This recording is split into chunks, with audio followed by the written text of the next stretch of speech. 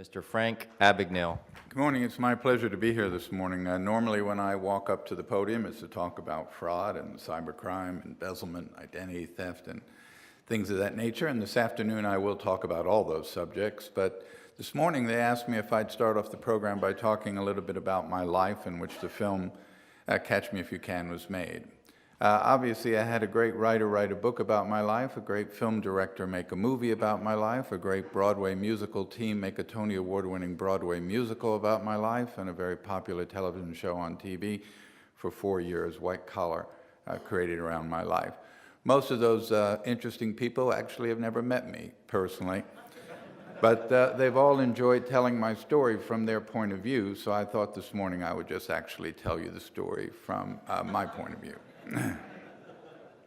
I was raised just north of New York City in Westchester County, New York, in a little town called Bronxville. I was actually one of 4 children in the family, the so-called middle child of the 4. I was educated there by the Christian Brothers of Ireland at a private Catholic school called Iona in New Rochelle, New York, where I went to school from kindergarten to high school. By the time I had reached the age of 16 in the 10th grade, my parents, after 22 years of marriage one day, decided to get a divorce. Unlike most divorces where the children are usually the first to know, my parents were very good about keeping that a secret. I remember being in the 10th grade when the father walked in the classroom one afternoon and asked a brother to excuse me from class. When I came out in the hallway, the father handed me my books and told me that one of the brothers would drive me to the county seat in White Plains, New York, where I would meet my parents, and they would explain what was going on. I remember the brother dropped me at the steps of a big stone building and told me to go on up the steps so my parents would be waiting for me in the lobby. I remember climbing the steps, seeing a sign on the building said family court, but I really didn't understand what that meant.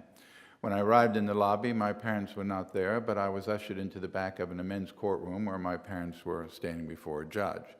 I couldn't hear what the judge was saying, nor my parents' response, but eventually the judge saw me at the back of the room, so he motioned me to approach the bench. I walked up to stand in between my parents. I remember distinctly the judge never looked at me, never acknowledged I was standing there. He just read from his papers and said that my parents were getting a divorce. And because I was 16 years of age, I would need to tell the court which parent I chose to live with.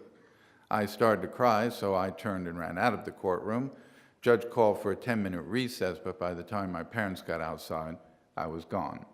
My mother never saw me again for about 7 years until I was a young adult. Contrary to the movie, my father never saw me or ever spoke to me again. Back in the mid-1960s, running away was a very popular thing for young people. A lot of them got caught up in Haight-Ashbury, the hippie scene, the drug scene. Instead, I took a few belongings from my home, packed them in a bag, boarded what was then the New Haven and Hartford Railroad for the short train ride down to Grand Central Terminal in New York. My father did own a stationery store, but actually in Manhattan, located on the corner of 40th and Madison. Like all of us, we had to work in that store, so I made deliveries for my dad from the time I was about 13. I knew the city very well, so naturally I started looking for the same type of work. There were a lot of signs on the window: stock boy, delivery boy, part-time. I'd walk in and apply. So tell me, young man, how old are you? 16. How far did you go in high school? 10th grade. I'll hire you. And I went to work for a small amount of money, a few hours a day, but I soon realized I couldn't support myself on that amount of money. I also realized that as long as people believed I was 16 years old, they weren't going to pay me any more money. At 16, I was 6 foot tall. I've always had little gray hair. My friends in school used to say that once a week when we dressed in a suit for mass, I looked more like a teacher than a student. So I decided to lie about my age. In New York, we had a driver's license at 16. Back then, they didn't have a photograph on it, just an IBM card, so I altered 1 digit of my date of birth. I was actually born in April of 1948, but I dropped the 4, converted it to a 3, and that made me 10 years older, or 26 years old. I walked around applying for the same type of work. People gave me a little more money, a few more hours, but even then it was difficult to make ends meet. One of the few things I had taken when I left home was a checkbook. My father had opened a checking account for me at a small community bank in Mount Vernon, New York. I had little money in that account, so every so often I'd write a check to supplement my income, $20, $25. The funds were there, the checks were good. But it was my friends, my peers, who would constantly say to me, you know, you're the only guy who walks into a bank in the middle of Manhattan. You have no account there. You don't know a soul. You talk to somebody behind a desk, and they okay your check. Oh, well, my checks are good. I walked in that bank, they wouldn't touch my check. You walk in, they don't bat an eye. Years later, reporters would write and say that that was my upbringing, mannerisms, dress, appearance, speech. Whatever it was very easy to do. So consequently, when the money ran out, I kept writing those checks. Of course, the checks started to bounce. Police started looking for me as a runaway, so I thought maybe it was a good time to start thinking about leaving New York City. But I was quite apprehensive about going to Chicago, Miami, wondered if they'd cash a New York check on a New York driver's license in Miami as quickly as they did in Manhattan. I was walking up 42nd Street one afternoon about 5 o'clock in the evening, 16 years old, pondering all of these things when I started to approach the front door of an old hotel that used to be there called the Commodore Hotel, now the Grand Hyatt. Just as I was about to get to the front door of the hotel, out stepped an Eastern Airline flight crew onto the sidewalk. Couldn't help but notice the captain, the co-pilot, the flight engineer, about 3 or 4 flight attendants dragging their bags to the curb to load them in the van to take them to the airport. As they loaded the van, I thought to myself, that's it. If I could pose as a pilot, I could travel all over the world for free. I probably could get just about anybody, anywhere to cash a check for me. So I walked up the street a little further to 42nd and Park. I went to cross over. I heard a huge helicopter, so I looked up on the board, and there was New York Airways landing on the roof of the Pan Am building. Pan Am, the nation's flag carrier, the airline that flew around the world. I thought, what a perfect airline to use. So the next day, I placed a phone call to the executive corporate offices of Pan Am. When the switchboard was ringing, I had absolutely no idea what I was going to say. When they answered, Pan American Airlines, good morning, could I help you? Yes, ma'am, I'd like to speak to somebody in the purchasing department. Purchasing? One moment. The clerk came on and said, yes, sir, may I help me? My name is John Black. I'm a co-pilot with the company based out of San Francisco. Been with the company about 7 years. Never had anything like this come up before. Oh, what's the problem? Well, we flew a trip in here yesterday. We're going out today. Yesterday, I sent my uniform out through the hotel to have it dry cleaned. Now the hotel and the cleaner said they can't find it. Here I am with the flight in about 4 hours, no uniform. Don't you have a spare uniform? Certainly, back home in San Francisco, but I'd never get it here in time for my flight. Do you understand that this would cost you the price of a uniform, not the company? I understand. Hold on, I'll be right back. And he came back and said, my supervisor said you need to go down to the Well-Built Uniform Company on 5th Avenue. They're our supplier. I'll call them and let them know you're on the way. Well, that's exactly what I wanted to know, so I went down to the Well-Built Uniform Company. Little fella, Mr. Rosen, fitted me out in the uniform. Back then, they were black gabardine, the 3 gold stripes on the arm, the gray hair. I certainly looked old enough to be the pilot. When it was all done, I said, how much do I owe you? Well, the uniform's $286. I said, no problem, I'll write you a check. No, we can't take any checks. Oh, well, then I'll just pay you cash. No, we can't accept cash. You need to fill out this computer card. Then in these boxes, put your employee number. We bill this back under uniform allowance. Comes out of your next Pan Am paycheck. Well, that's even better. Go ahead and do that. New York had 2 airports, LaGuardia and Kennedy. LaGuardia was 20 minutes from Manhattan. Kennedy was 50, so naturally LaGuardia being the closer of the 2, that's where I went. I spent most of the morning walking around LaGuardia in the uniform, trying to figure out now that I had the uniform, how the hell do you get on these planes? I got a little hungry about lunchtime, so I walked in the luncheonette, sat down at the counter on the stool, and ordered a sandwich. Moments later, a TWA crew walked in. Flight attendant sat in the booth, but the pilot sat at the counter on either side of me, captain right next to me. Now, back before deregulation of the airlines, airline people thought of themselves as just one big family. They didn't hesitate a moment to talk to each other, and the captain kind of leaned over. Hey, young man, how's Pan Am doing? Doing just fine, Captain. Tell me, what's Pan Am doing out here at LaGuardia? Pan Am doesn't fly into LaGuardia, they only fly into Kennedy. Well, I picked up on that right away. Yeah, we came into Kennedy, had a short layover, came over to visit some friends of mine. Matter of fact, I'm on my way back to Kennedy now. So tell me, young man, what type of equipment are you on? Now, airline people have a lot of jargon for things, and one of them is they never call a plane or an aircraft, they call it equipment.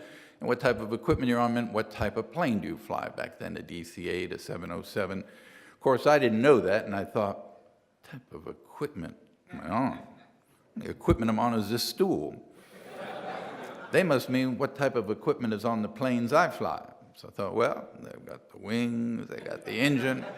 They always had a sticker on the engine, who manufactured the engine. So I said, yes, General Electric. All three pilots kind of just stopped eating and leaned over. Captain said, oh, really? What do you fly, washing machine? So I knew I said the wrong thing. Out the door I went. Everybody had an airline ID card, plastic, laminated card, much like a driver's license today, yet without the ID card, the uniform was worthless. I went back to Manhattan pretty discouraged, thinking where would I come up with a Pan American airline corporate ID. I was sitting in the hotel room. I noticed a big, thick Manhattan Yellow Pages on the dresser. So I pulled them down on the bed, flipped them open, and looked under the word identification. There were 3 or 4 pages of companies who made convention badges, metal badges, plastic badges, police badges, fire badges. Started to call around, and finally one company said, listen, most of those airline IDs manufactured by Polaroid, 3M company, need to call one of them. Finally got the 3M company on the phone in Manhattan. Yeah, we manufacture Pan Am's identification system, along with a number of other carriers. How come? I tell you, I'm a purchasing officer for a major U.S. carrier. I'm in New York just for the day. And we're getting ready to expand our routes, hire a lot of new employees, go to a formal ID. We're very impressed with this Pan Am format. Wondered if I came by your office this afternoon briefly, we could discuss quantity and price. By all means, come on by. So I went by dressed in a suit, and the sales rep opened the book. Yeah, we do United, National, Eastern, Pan Am, Pan Am. We like this Pan Am format. Wonder if you have a sample I could bring back. Sure, I'll be right back. And he brought me back a 5x7 glossy piece of paper with a picture of an ID card blown up in the middle of it. Someone else's picture in the picture. John Doe for a name, and in bold ink across the front, this is a sample only. I said, no, I'm afraid this one, do you know, I need to bring back an actual physical card. And by the way, what is all this equipment on the floor? We don't just sell this card, we sell this system, camera, laminator. I said, we have to buy all this. Absolutely. Well, tell you what, since we have to buy it all, I wanted to just demonstrate how it works and use me. Fine, have a seat right here. Took my picture and made up the card. I was going down the elevator studying the card, had a little blue border across the top, about 1/4 inch in Pan Am's color blue, but not a single thing on the card said Pan Am. No logo, no insignia, no company name. This was a plastic card, like a credit card. Couldn't type on it, couldn't write on it, couldn't print on it. Discouraged, I put it in my pocket, headed back to the hotel. As I was walking back, I noticed that I had passed a hobby shop, so I turned around and walked back. Excuse me, sir, I see you sell a lot of models here. You sell models of commercial jetliners? Sure, over there. And I bought a model of a Pan Am 707 cargo jet, took it back to my room, opened the box, threw all the parts out, but there at the bottom of the box was a sheet of decals that went on the model. And when soaked in a glass of water, the little Pan Am blue globe that would have went on the tail of the plastic plane went perfect up at the top of the plastic card. And the word Pan Am and their special styling and graphics that would have went on the fuselage went perfect across the top of the card. And the clear decal on the laminated plastic made a beautiful identification card. Pan Am says they estimate that between the ages of 16 and 18, I flew more than 1 million miles for free, boarded more than 260 commercial aircraft in more than 26 countries around the world. Pan Am says keep in mind that though Frank Abagnale did in fact pose as one of our pilots, he never once stepped on board one of our aircraft. That's true. I never flew on Pan Am because I was afraid that someone might say to me, you know, I've been in San Francisco for 16 years. Don't recall ever meeting you before. Or someone might say, you know, your ID card, not exactly like my ID card. So instead, I flew on everyone else. If I wanted to go somewhere, I literally just walked out to the airport and looked up on the board, United Flight 800 to Chicago. Then I walked downstairs to United Operations and walked in. The operations clerk, hey, Pan Am, what can we do for you? So I wonder if the jump seat's open on 800, need to head to Chicago. Jump seat is open this evening, like to get a pink slip pass. I'd give my ID, he'd write me out a pass, I'd walk out, hand it to the flight attendant, she'd open the door to the cockpit, and I'd step in. They had a captain, a co-pilot, a flight engineer, and the seat behind the captain called the jump seat, where pilots deadhead on company time. Now, because pilots love to talk shop, once you picked up that jargon, it was the same conversation over and over and over. So I just step on board, Bob Davis, be right in Chicago. On the taxi out, always the same question. So Bob, how long have you been with Pan Am? Been flying about 7 years. What position you fly? A right seat, which is airline terminology for a co-pilot. What type of equipment are you on? Had that one down. Perfect. Matter of fact, whatever they flew, I didn't fly, so I had no problem with that. We'd arrive in Chicago, I'd go by the Pan Am ticket counter, but just enough to get the attention of the passenger service rep. So, can I help you? Where do we lay over here? Did at a trip, somebody got ill, came just to replace them. Oh, you need to go down the Parma House Hilton downtown. Catch the crew bus low level door 3 up. I'd go down the Parma House Hilton, walk in, and on the corner of the registration desk was a little sign said airline cruise. There was a 3-ring binder. You signed in, referenced your flight, showed your ID. They'd give me a key. I'd stay 2 or 3 days. And Pan Am would be direct billed for my room and my meals. I also could cash a personal check up to $100 at the front desk because I was an employee of the airline. The airline had a contract with the hotel, and as a courtesy, they'd cash your check. But then I found out that every airline honors every other airline employee's personal check. A reciprocal agreement still practiced today in 2016. So a Delta flight attendant at the Orlando airport this afternoon can go over to the American ticket counter, show her Delta ID, and cash a personal check up to $100 and vice versa. Of course, when I found that out, I'd go out to JFK, LAX, only I'd go to everybody, Northeast, National, KLM, Air France. It would take me a good 8 hours just stopping at every counter in every building. By the time I got all the way around the airport, at least 8 hours had gone by. And what do you have in 8 hours? Shift change, new people, so I'd go all the way back around the other way again. Of course, as you know, I went on to impersonate a doctor at a Georgia hospital for a while. I did pass the bar in the state of Louisiana, went to work for then Attorney General P.F. Grimion in the civil division of his court, where I spent about a year. In both the position of the doctor and the lawyer, no one ever doubted for a second I was not who I said I was. It was I who on my own resigned and left. Of course, like any criminal, sooner or later you get caught, and I was no exception to that rule. I was arrested just once in my life at the age of 21 by the French police in a small town in southern France called Montpellier. The French police arrested me on an Interpol warrant issued by the Swedish police, who were looking for me for forgery in Sweden and believed that I was living in France. When the French authorities took me into custody on the Swedish warrant, they realized I'd forged checks all over France, so they refused to honor the warrant and Sweden's request for my extradition. They later convicted me of forgery and sent me to French prison. I served my time in a place called the Maison d'Arrêt, the house of arrest, in a small town in southern France called Perpignan. Steven Spielberg told Barbara Walters it was extremely important to me to go back to that prison, to the exact cell he was in, and reconstruct it according to the logbooks during his stay there, which he said was a blanket on the floor, no mattress, a hole in the floor to go to the bathroom, no plumbing, no electricity. He says, according to the logbooks, I entered the prison at 198 pounds, left the prison at 109 pounds. When my sentence was over, I was extradited to Sweden, where I was convicted of forgery in a Swedish court of law, and eventually sent to a Swedish penitentiary in Malmö, Sweden. When my prison term was up in Sweden, U.S. federal authorities took custody of me and returned me to the United States. Eventually, a United States federal judge in Atlanta, Georgia, would sentence me to 12 years in federal prison. I served 4 of those 12 years at a federal prison in Petersburg, Virginia. When I was 26 years old, the government offered to take me out of prison on the condition I go to work for an agency of the federal government for the remainder of my sentence or until my parole had been satisfactorily completed.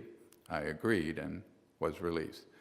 This year, I'm celebrating 40 years with the FBI. I have been there for 4 decades. I work out of Washington, D.C. I make my home in Charleston, South Carolina. I commute up on Monday mornings by flight and return on Thursdays. I live in Charleston with my one and only wife of 39 years and my 3 sons. My youngest boy graduated from University of Beijing in China. He went on to get his master's degree there. He reads, writes, and speaks Chinese fluently. He works for an American company and lives in San Francisco. My middle son graduated from University of Nevada in Las Vegas. His degree was in business. Him and his wife own a chain of retail stores that are headquartered out of Charleston, South Carolina. And my oldest boy, who is 37, graduated from University of Kansas at KU, went on to Loyola School of Law in Chicago to get his law degree and pass the bar in Illinois, went on to make his dad very, very proud. He's an FBI agent. He's celebrating 11 years in the Bureau. He's a supervisory over our Crisis Negotiations Unit, which operates out of Quantico, Virginia. As you know, I had very little to do with the movie. I raised my 3 boys in Tulsa, Oklahoma, where I lived for 25 years and commuted to Washington, D.C. Most of my neighbors had no idea who I was or what I did. I tried to keep my children away from that. I never dreamed, of course, that Steven Spielberg would decide to make a movie about my life. He told Barbara Walters that he was not making a movie to immortalize what I did, but a movie because of what I'd done for my country and the redemption side of the story for the past 30 years. In the end, I was obviously very blessed that it was he who made the movie, but I also thought that within a couple years that would all be forgotten. I never dreamed that Catch Me If You Can would go on to earn more than $1 billion for DreamWorks and be shown over and over on television just about every week. Then go on to be a Broadway musical and win a Tony Award, and then to go on to be a popular TV show. So consequently, the emails in Washington never stop. Every Monday morning when I go to work, on my desk, I see emails because I know the movie's been shown somewhere on TV, somewhere in the United States or overseas. And interesting to note that the emails come from people as young as 8 to people as old as 80. Because they're just writing me at .gov, they have no idea whether I'll ever see those emails. But many of those emails that come say, you know, you were absolutely brilliant. You were a genius. I was neither. I was just a child. Had it been brilliant, had it been a genius, I don't know that I would have found it necessary to break the law in order to just simply survive. And while there are people fascinated by what I did some 50 years ago as a teenage boy, I've always looked upon what I did as something that was immoral, illegal, unethical, and a burden I live with every single day of my life and will until my death. There are many who write and say, well, you know, you were certainly gifted. That I was. I was one of those few children that got to grow up in the world with a daddy. Now, the world is full of fathers. But there are very few men worthy of being called daddy by their child. I had a daddy, loved his children, more than he loved life itself. Steven Spielberg told Barbara Walters, the more I researched Frank's youth without ever having met Frank, I couldn't help but put his father in the film through the likes of Christopher Walken. My father was a man who had 4 children, 3 boys and a daughter. Every night at bedtime, he'd walk into your room. He was 6'3". He would drop down on one knee, kiss you on the cheek, pull the cover up, and he'd put his lip right up on your earlobe and whisper deep into your, I love you very much. He never, ever missed a night. As I grew older, I sometimes fell asleep before he got home, but I always woke up the next morning and knew he had been by my bedside. Years later, my older brother would join me in my room. He was 6'4", in the Marine Corps, played semi-pro football for Buffalo. And my father would walk around to his bed, hug him, kiss him, whisper in his ear he loved him. When I was 16 years old, I was just a child. All 16-year-olds are just children. Much as we like them to be adults, they're just children. And like all children, they need their mother and they need their father. All children need their mother and their father. All children are entitled to their mother and their father. And though it is not popular to say so, divorce is a very devastating thing for a child to deal with and then have to deal with the rest of their natural life. For me, a complete stranger said I had to choose one parent over the other. That was a choice I could not make, so I ran. How could I tell you my life was glamorous? I cried myself to sleep till I was 19 years old. I spent every birthday, Christmas, Mother's Day, Father's Day in a hotel room somewhere in the world where people didn't even speak my language. And the only people that associated with me were people who believed me to be their peer, 10 years older than I actually was. I never got to go to a senior prom, high school, football game, share a relationship with someone my own age. I always knew I'd get caught. Only a fool would think otherwise. The law sometimes sleeps, but the law never dies. It was just a matter of time. I was caught. I went to some very bad places. My boys have grown up asking their mother, why is it that Dad gets up in the middle of the night and goes down the TV room? Because, you know, he doesn't turn the TV on. He just sits there all night, because there are things you can't forget. things you're not meant to forget. While I was sitting in that pitch-black cell in France, my father, 57, was climbing the subway stairs in New York as he did every day. He was in great physical shape. He just happened to trip. He reached his arm out to break his fall. He slipped, hit his head on a railing, landed at the bottom of the step. He was dead. I didn't know he was dead. I was sitting in that cell in France. I was thinking about him, how much I couldn't wait to see him, hold him, hug him, kiss him, tell him how sorry I was. But I never got the opportunity to do that. I was very fortunate because I was brought up in a great country where everybody gets a second chance. I owe my country 800 times more than I could ever repay it for the opportunities it's given me these past 40 years. That is why I'm at the FBI today, 32 years after a federal court order has expired for me to do so. I have turned down 3 pardons from 3 sitting presidents of the United States, because I do not believe, nor will I ever believe, that a piece of paper will excuse my actions, that only in the end, my actions will.